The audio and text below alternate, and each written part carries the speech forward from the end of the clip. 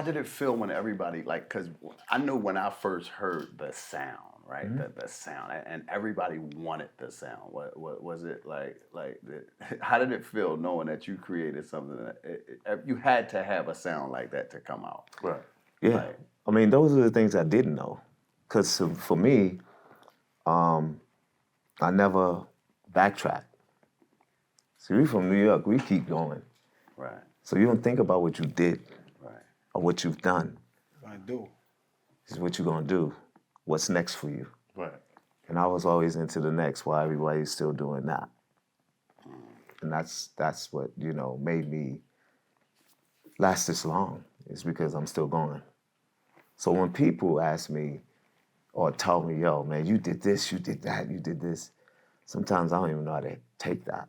I mean, that's a heavy crown that you It have is. right there. It's a very, It's how like- do you have to live with that for Exactly. But that's why I just, I'll take it, thank you, but I'm still going because my mindset is I'm almost famous. When you have that mindset, you're still striving to be the best. Now, I heard you say this in a couple of interviews, the almost famous thing. But you gotta know, like, fucking you Teddy know Riley. there's a God body. Teddy Riley. You're self-aware, you know what I'm saying? Like, there's a part of you that's like, Teddy Riley thing. But when you I'm living not waiting in it, on this line. when you living in it, though, it's probably Well, different. no, the thing about it is nobody let me wait on the line. Why would they? You gave us Bobby Brown. You gave us my prerogative, Bobby Brown. You started that. That's all your fault. You know what? Now, hold on. It's all technically. This is all. In the projects, though, like, Okay. like Let's take it back. Something that, I come from West Indian descent, What part? Beijing. Okay. So as a kid, when I heard, all I want to do is rub a zoom, zoom, zoom, and a boom, boom. Everybody, and I brought it up today, everybody was saying boom, boom. Is it boom, boom? I'm like, bro, they're saying boom, boom on the radio. Punani. Punani, I told ya. So you I told ya. Bro, all my life, I Did thought y'all know it that? was. Nah, I thought it was boom. Everybody thought it was boom, boom. Nah, bro. And I'm looking at the dread like no man. Hold on, so back then you knew. They were spelling it boom boom because they didn't want it to be, because Right. Pum Pum The was Pum Pum, right? No. All I want to do is zoom, zoom, zoom to the Pum Pum. Boom, boom. Now shake your rump. But Yeah. That's a dancehall That's shit. like the That's most no lie. gangster shit. Like, That's a dancehall. that's fire. for years, I was like, yo, they saying boom, boom, boom. I thought it was boom, boom. That makes it even better. Yeah, that's why how I got it on the radio, so they had to change the spelling. But It's it's boom, boom. But it's boom, boom. Yeah. This whole time. This whole time. Make sure you get the reading rainbow thing. You know shit go right now, cause they. You dumped a wild censorship ticket. It's just And you know what? Wendy Nah, it's Williams boom, wouldn't boom. say anything about it. That's crazy. I like this. Where did that come from?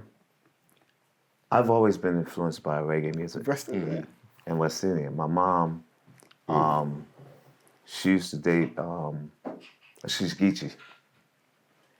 And she used to date a Trinidadian.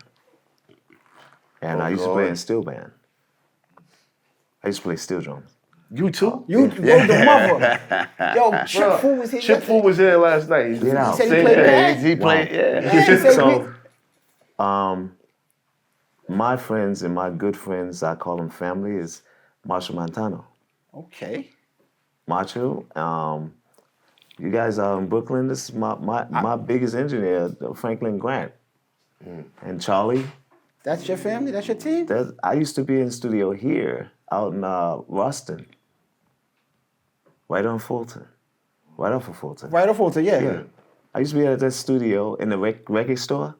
Right, yeah, right, there. right. I used to be there every day. That was the first studio I ever been in. Like, big studio with big speakers and all Boards that. and- Yeah. Yeah. Out here in Brooklyn. Okay. Wow. Here we go. That's crazy. They're the ones who showed me how to engineer. And I used to be in the studio with Kool The Gang. I was there when they were doing Celebration, Ladies Night, and those records. My mentor is Royal Band. He lived out here in Brooklyn. Roy was the cousin of Kool and Amir Band and the brothers. They used to take me around. They one of the first that recognized my talent. And for so long, they were the ones who was trying to make sure I didn't get with Gene. But Gene was always coming down. Like, I used to try and join bands, and, I finally got in a band playing my little Casio, walking around in Harlem and, trying to show people I know how to play, show them my talent, and maybe somebody would recognize me. Well, this band, they were called Climax, but we couldn't keep the name Climax because of the group Climax. So we call it Total Climax. When I joined that band, it took, I'd say, about 4 or 5 visits, I used to go down there and watch them play, and I would be outside playing the songs they would play. Okay. Until they finally gave me a chance to audition.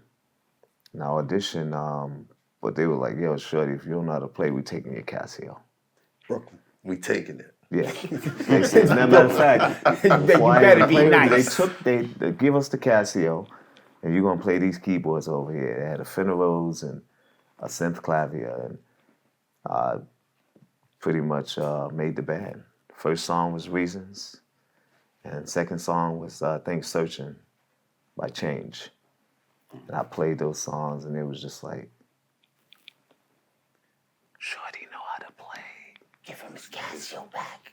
Give me his Casio back, yeah. And that was history from there. And then Gene, because where we played at was where on 7th Avenue, 127th, you always see it in the TV film, is where we used to wash cars. So that was our side hustle too.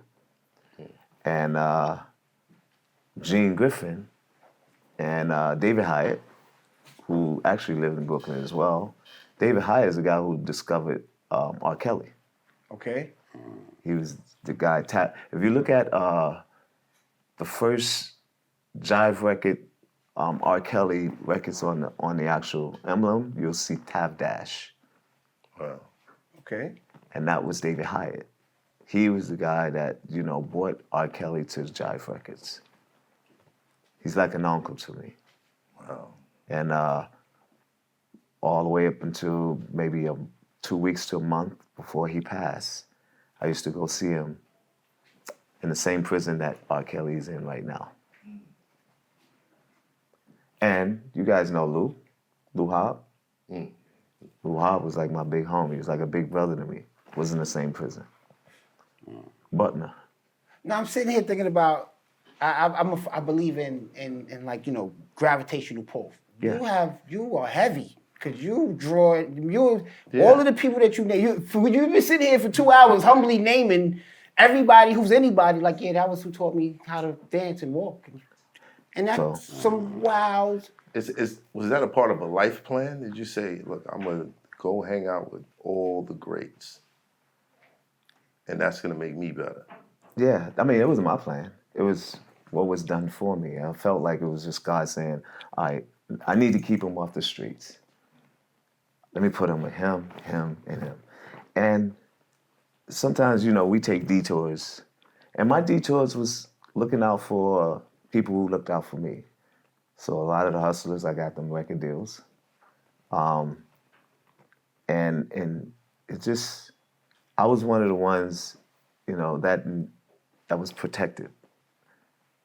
Not by just, I was protected by God, but I was also protected by the hustlers. You guys know Joe Black from out here? Yes. Joe Black is my big homie. I used to go see Mike Tyson when he was in prison. I was probably the only musician, people in the music industry that would go and visit him. Mike Tyson and I met at the same time, and we were at the peak of our careers. He was a champ, and I was the champ in music. Still are. He still is. Yeah. Yeah. So we talk about this when he did his YouTube show, and we talked about it, and he's like, yo, we was on the phone before I went and met him, and he said, you the only person that came to see me. Wow. So, that's how I am, I'm dedicated to us as people. any way that I can help, you know, somebody move forward or anything, you know. I kind of want to set the record straight because everybody think I'm working with R. Kelly. Yeah, I was just about to ask And you that. It's Hoffa, trapper turn smack rapper. Only smack rapper that you know is smack rapper.